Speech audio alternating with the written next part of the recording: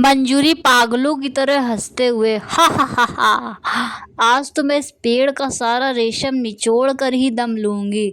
तभी अचानक एक दिव्य गर्जना होती है और पेड़ पर एक विशाल स्वर्ण का मोर मयूषरा प्रकट होता है। मयूर बोलता है, अति लालच का अंत केवल विनाश है। नीली बिजली कौंधती है, मंजूरी की चीख जम जाती है, उसका शरीर पर भल के लिए लकड़ी की बेजान पुतली बन जाता है। तभी जमीन पर खड़ा सोमनाथ घुटनों के बल गिरते हुए मंजूरी नहीं, मंजरी हाथ में सूखी रोटी का टुकड़ा लिए नाचते हुए बोलती है, अब क्या पूरा दिन इस टूटे हुए हैंडलूम पर बैठकर ताना माना ही बुनते रहोगे या फिर बाजार जाकर भी कुछ बेचोगे? मेरे पेट में चूहे कूद रहे हैं जी। तभी सोमनाथ बोलता है, मंजरी का पति, अरे शांत हो जाओ मंजरी, जरा जा रहा हूँ, जरा 2 घूंट पानी पिला दो मुझे, दिन भर घूम घूम कर साड़ियाँ बेचनी है मुझे। मंजरी बोलती है, हाथ पैर चलाने का हुनर है नहीं।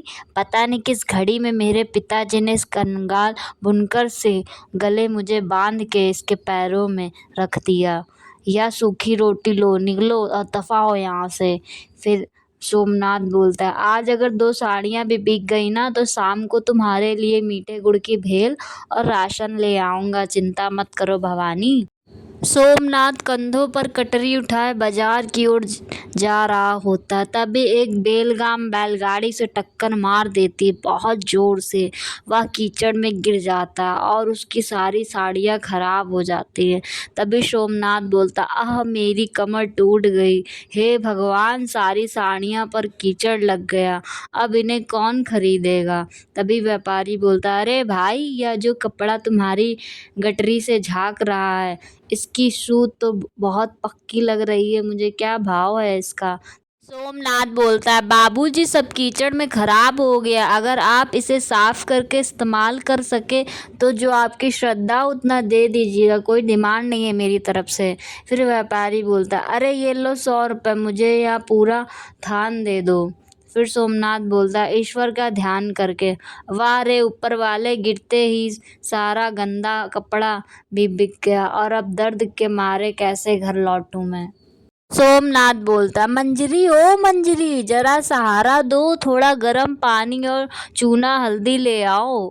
फिर मंजरी दौड़ी दौड़ी भागती दरवाजे पर आकर आंखें तरसते हुए देखती, अब क्या हुआ नया ड्रामा, साड़ियाँ बिकी या बाजार में मुफ्त बांट आए? फिर सोमनाथ बोलता, अरे बैलगाड़ी ने टक्कर मार दी थी, कमर में भयंकर चोट आई है, जैसे तैसे बची हुई साड़ियाँ बेच कर आया हूँ। फिर मंजरी बोलती, हे भगवान, अगर अपाहिज होकर खाट पर पड़ गए तो मेरा क्या होगा? जब देखो तब मुसीबत मोल ले लेते हो। अगले ही दिन सोमनाथ लंगड़ाते हुए सूखी लकड़ियां और जड़ी बूटी लेने गहरे जंगल में जाता है। और सोमनाथ कमर टूटी पड़ी है, इतनी ऊंची झाड़ियों में लकड़ी कैसे काटूंगा? फिर दिव्य आवाज आती है मयूर की, जैसे तुम्हारे शरीर को आघात लगने से पीड़ा होती है सोमनाथ, वैसे ही इन हरी भरी टहनियों को काटने पर वृक्षों को भी होती है। तभी सोमनाथ कांपते हुए बोलता है, अरे कौन है? सामने आओ, मुझे डराओ मत।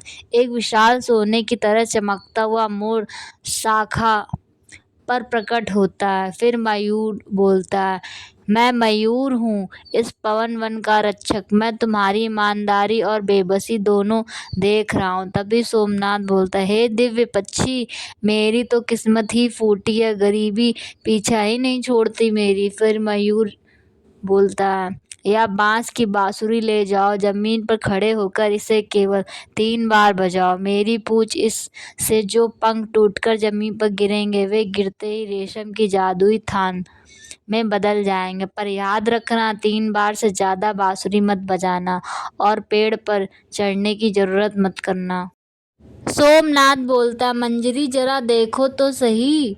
मंजरी बोलती, खाली हाथ चले आए हो और यह सड़ी सी बांसुरी कहाँ से उठा लाए? तभी सोमनाथ अपनी पोटली खोलता है जिसमें से एक चमकता हुआ कीमती रेशमी कपड़ा निकलता है। तभी मंजरी हैरान होकर बोलती है, अरे बाप रे, इतना महीन और रेशमी, शानदार चमकदार रेशम, सच बताओ किस राजा के महल में डाका डाला है? तभी सोमनाथ बोलता है, अरे नहीं मंजरी, जंगल में एक दिव्य मोर मिला था मुझे, उन्होंने यह प्रसाद दिया है। फिर मंजरी बोलती है, बस 3 ही थान है, इतने से रेशम से क्या होगा? मुझे सोने की गोटे वाली साड़ियाँ चाहिए, जाओ और रेशम लेकर आओ मेरे लिए। सोमनाथ दोबारा जंगल में जाकर 3 बार बांसुरी बजाता है, पर इस बार केवल 2 ही रेशम के थान गिरते हैं नीचे। तभी मयूर बोलता है, जो मिला है सोमनाथ उसी में संतोष करना सीखो। घर लौटने पर मंजूरी बोलती, केवल 2 ही थान लाए हो तुम? एकदम बुद्धिहीन ही रहोगे, पूरे दिन में बस इतना ही लाए। तभी फिर सोमनाथ बोलता, मयूर के कपड़े कड़े नियम हैं मंजरी, हम इस पेड़ पर नहीं चढ़ सकते और केवल 3 बार ही बांसुरी बजा सकते हैं। फिर मंजरी बोलती है, तुम तो जिंदगी भर फकीर ही रहोगे, कल तुम घर बैठो, मैं खुद जाऊंगी और पूरा पेड़ खाली कराऊंगी। लेकर जंगल में विशाल पीपल के पेड़ के पास पहुंचती मंजूरी, अरे वाह, यही है वो दिव्य मोर, आज तो इतना सारा रेशम बटोर कर लेकर जाऊंगी कि पूरा शहर मुझे देखता रह जाएगा।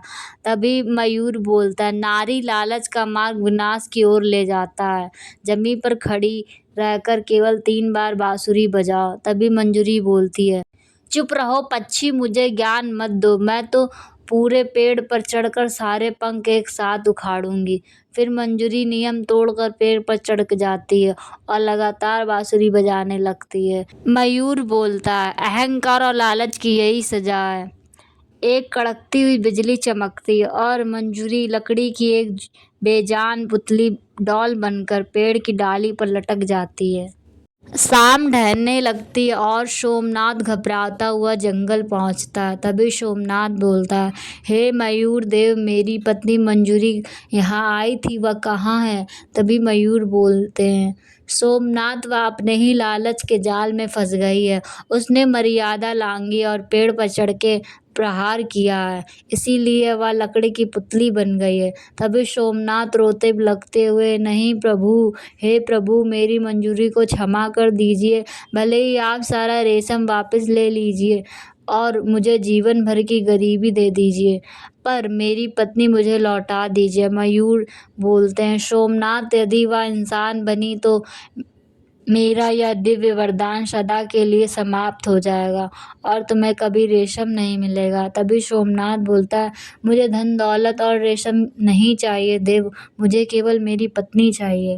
मयूर बोलता है, तुम्हारी निश्चल भक्ति और प्रेम ने मुझे प्रसन्न कर दिया सोमनाथ, इस बांसुरी को उस लकड़ी की पुतली से छुआओ। सोमनाथ बांसुरी छूता है और मंजूरी तुरंत जीवित इंसान बन जाती है। मंजूरी आंखों में उसके आंसू होते हैं और सोमू से बोलती, मुझे माफ़ कर दीजिए, मैं पुतली बनकर भी सब देख कर और सुन रही थी, पर तुमने मेरे लिए इतना बड़ा वरदान ताक दिया, लालच ने मेरी बुद्धि भ्रष्ट कर दी थी। तभी मयूर बोलता, मंजूरी, संतोष ही जीवन का सबसे बड़ा धन है, अपने पति की ईमानदारी का सम्मान करो लक्ष्मी।